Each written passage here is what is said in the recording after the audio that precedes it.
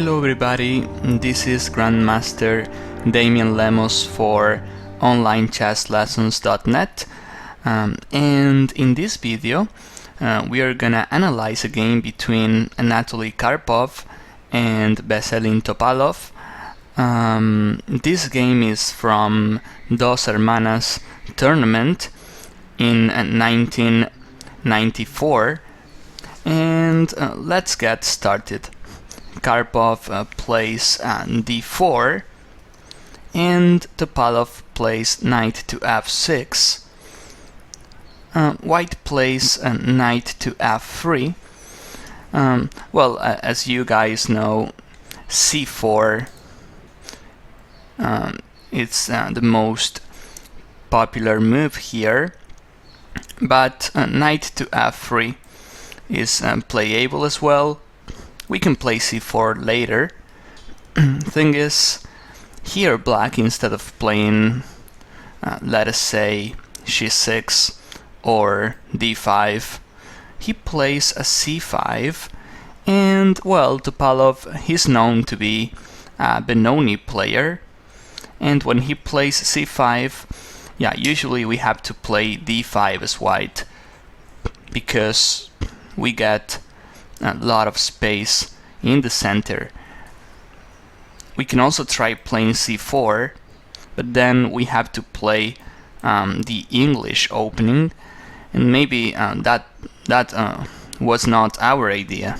I mean, as d4 player, I like advancing here with d5, and as I said, Topalov wants to play the Benoni with e6, and here white plays a knight to c3, and this variation is flexible. We can also try playing c4, and then we'll get the main position of the Benoni defense. However, as white played knight to f3 on second move, we can see that there's no need of playing c4 here. So we play knight to c3. The c4 square is going to be a nice square for our bishop, or probably our knight. That is why Karpov is not placing a pawn there. Black decides to take. Well, otherwise, if he's not taken, we'll play e4, and we build up a strong center.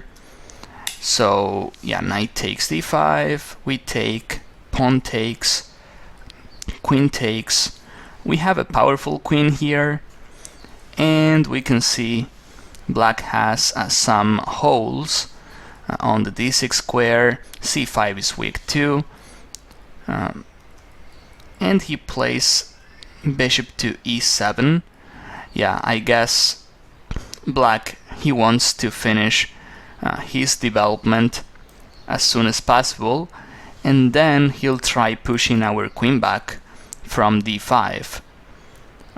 If he gets this, then he'll play d5 himself, getting a good center. But usually when you play as black, and this goes for white too, but I mean, you have to make sure your king is safe, you have to make sure you have a good development, and then you think about a middle game plan. So white plays e4, black castles, and Karpov plays a solid move, bishop to e2. I think playing bishop c4 is also worth considering, because this diagonal looks great. Maybe white was worried about d6 and bishop e6, and then black, he's trading some pieces off. So I like bishop to e2.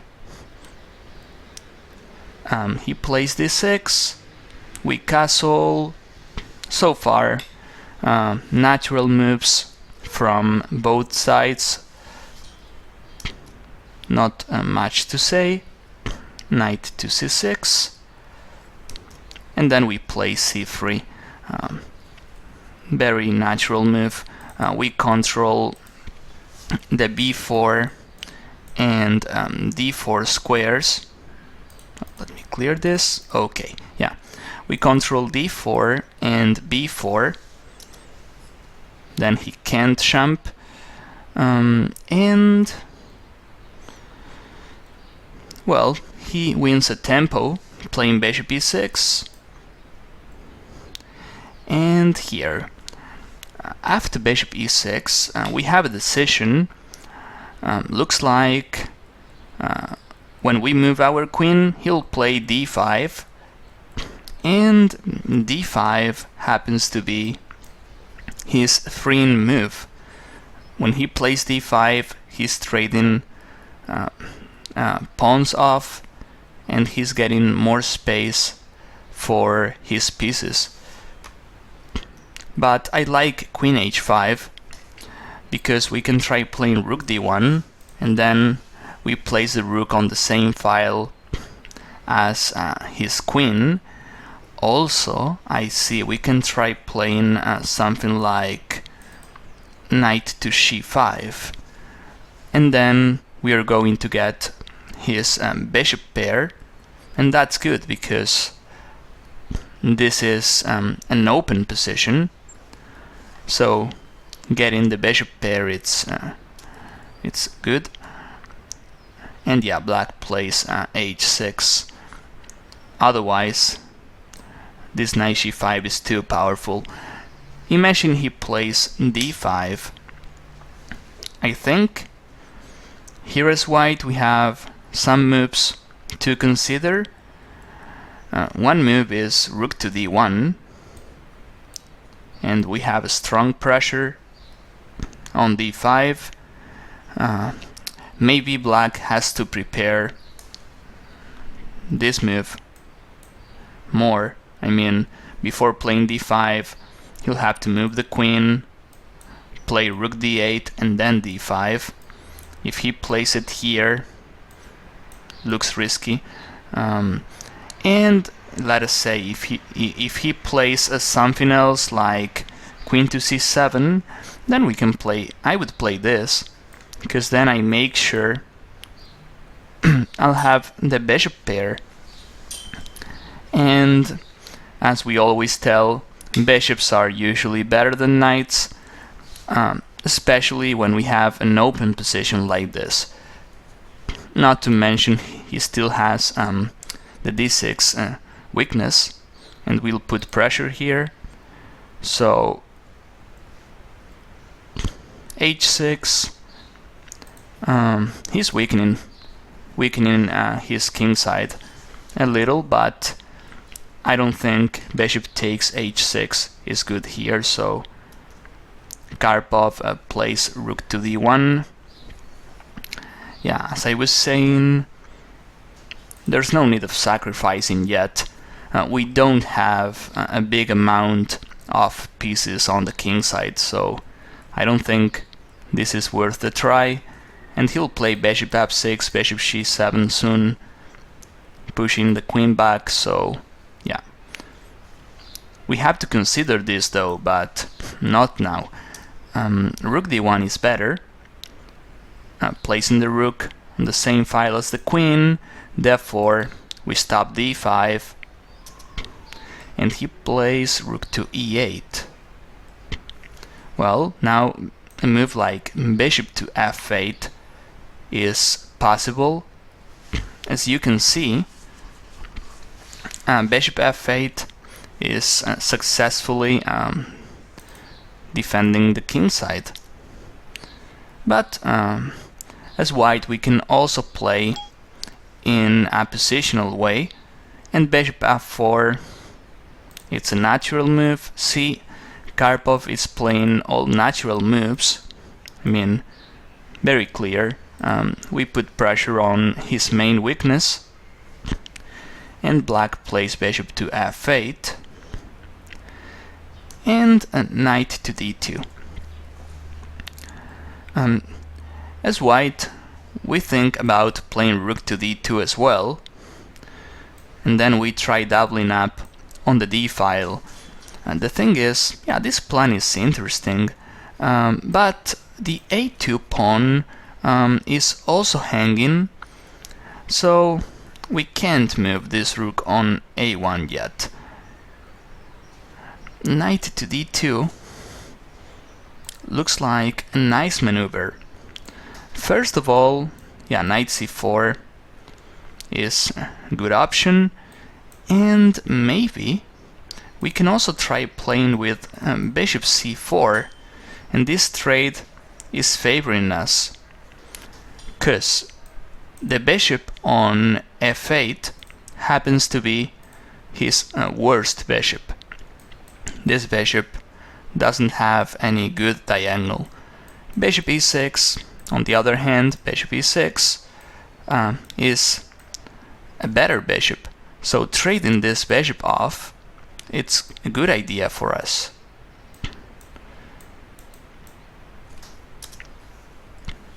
Black, despite weakening his king side, plays c6, which is pushing the queen back, queen f3, and this is a brave move actually. If I were black, before playing d5, yeah, I have to think twice about this, and of course, if Topalov plays this, I mean, this is interesting at least, but yeah, this requires, we have to calculate here. It's not an easy decision, but yeah, this looks fine actually. I think the reason black plays this is after pawn takes, bishop takes. Now we see that the bishop on e2 is hanging, therefore, yeah, he can play this and then he can move the queen, out of the d file too. Yeah, I think here black, he's fixing his opening problems. I mean, he's equalizing if we take, but Karpov plays a better move. Yeah, we have to improve our queen, and this is, it's always good to have a threat like this, the queen on the same file as the king.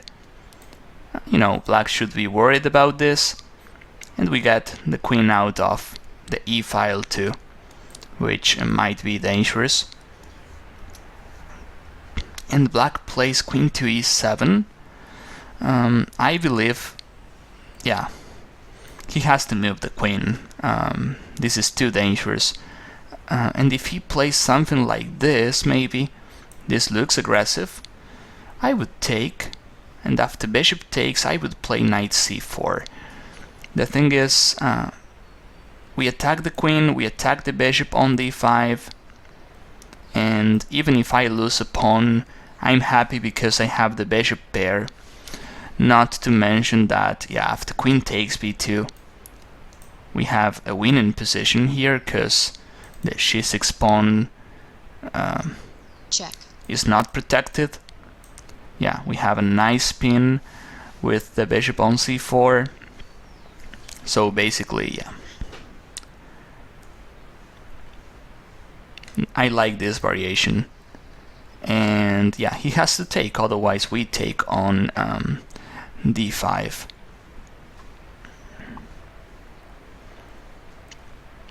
So yeah, here after queen c3, Topalov decides to play queen to e7. We take, he takes, and then bishop to f1. Well, looks like black is okay. We have a solid position though, as white, and he has some weaknesses. It's not a big deal yet, but advancing the pawns in front of your king is not good, and he has some holes. For a player like Karpov, you know, sometimes a little advantage like this, it's enough. But okay, let's see what happened in this game. Black played queen f6, yeah. I'm just wondering what happens after rook to d8. This is playable too, because then black finishes his development, and if bishop c7 he can always play rook to d7. I don't see much here. I believe Karpov wanted to play something like this. Again, we look for a small advantage, but a solid one, and if he takes, then we'll have the bishop pair. It's like a risk-free advantage. So, well, let's see, queen f6. Now Karpov plays a knight to b3. We are attacking the bishop on d5, and the c5 pawn, we are also looking at it. Rook to d8 and rook to d2.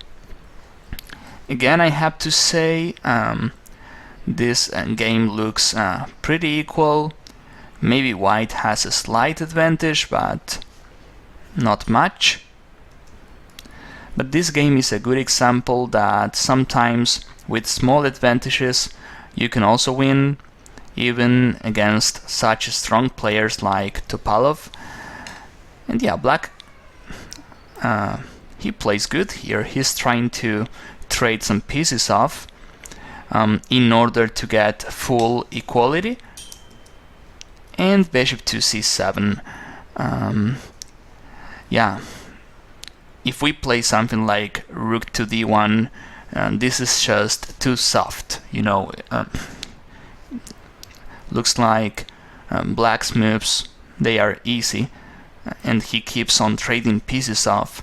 When we play something like bishop c7, at least we make sure he won't play rook d8 again, and we control the d file. Well, he takes, knight takes. See here, rook d8 is not possible, so we still have a slight advantage. I mean, we have the initiative. Bishop f5, stopping knight e4, but we play knight c4. Again, we'll try getting the bishop pair somehow. And maybe here is where Topalov starts making some little mistakes. I mean, it's not easy to suggest an alternative, but rook e4, I'm not sure what the rook is doing there. The move looks active, but again, white has such a solid position. I don't think black can do much with rook e4. I don't know, maybe... let me see. Instead of rook e4, yeah, it's actually not easy to suggest a move which is fully equalizing. If I play h5, trying to get something there, I would still consider these two moves, knight e3 and knight to d6, and maybe queen c5, trading queens off, and then black should be able to defend this. However, I'm afraid of the bishop pair again. I mean, something like this, maybe this endgame looks equal, but trust me, it's not. Two bishops are usually dangerous, and the position is open. Black has some weaknesses too. So, okay, rook to e4, knight to e3. I like this move because we are also stopping rook c4. Bishop to c8, rook to d1. Yeah, we continue and we finish our development. Rook to e8. So yeah, suddenly white has an advantage now. I mean, we have a clear initiative here. We have a couple of threats, and it's amazing how this bishop on c7, it's really annoying for black. Stopping rook d8, controlling a lot of key squares in that position. And yeah, black tries queen c5, and Karpov ignores the threat with queen f3. Well, it's interesting, the concept of not trading queens. When you have the initiative, it's better to keep queens on board, therefore you can attack. Now I see bishop c4, for instance. That would be annoying for black. King c7, bishop f4. We are attacking the queen, and he plays queen e7. If he plays this one, we can see a deviation here. Check. After this, we are getting the queen. So it was very important to keep queens on board. As you can see, we have a lot of threats. We keep on attacking the queen. We can see that the f6 square happens to be key, and it's weak, so black plays queen to e4, and again, looks like he's trading queens off. Looks like he'll survive, but well, the alternatives are not great, of course. Queen d8, placing the queen on the same file as the rook, should be losing. For instance, we can try knight to c7. Same goes after queen e6, and we don't have more squares. Queen e4. As I said, if we trade queens off, then I believe black is going to equalize sooner or later. If we play queen c3, we still have some attack, but black has some tempos to breathe, you know, to get a solid position. Here Karpov found a very nice move, which is knight to f6, and this is what I like about this game.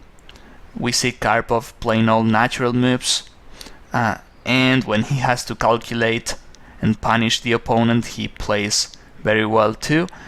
Knight f6, it's a double threat, and the key is, if he takes the queen first, check, we take on e8 with check, and then we take the queen. Here we are just winning the rook. So yeah, there's no option. He has to take.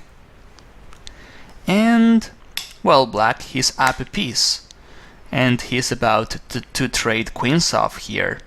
But check. Here comes bishop to e5. Again, this is like a deviation. We are blocking the e file, so we threat queen takes queen. Only move is king takes, and then after the simple check. Queen takes e4, king takes, and rook e1. We are getting a lot of material back, and actually after this double threat we attack the two bishops. Black, he can't defend both, therefore we are just winning here. White, he's going to be up this change. Yeah, this should be winning. And here again, the former world champion, he has a nice technique. He plays what I think is the best move. The rook goes to the 7th rank, and then yeah, I don't see any way for black to stop this. He's going to lose a pawn, even if he plays this one. We'll play rook c7, and black is losing either b7 or c5. I mean, if he moves the knight, then we can just take on c5.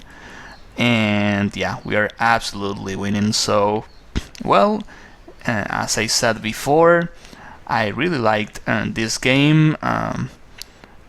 White had a small advantage, but suddenly he had a big initiative, and with a simple tactic, it was simple, I mean, but hard at the same time, well, he won in a good way. So I hope you enjoyed this one, and I'll see you in future videos. Thank you.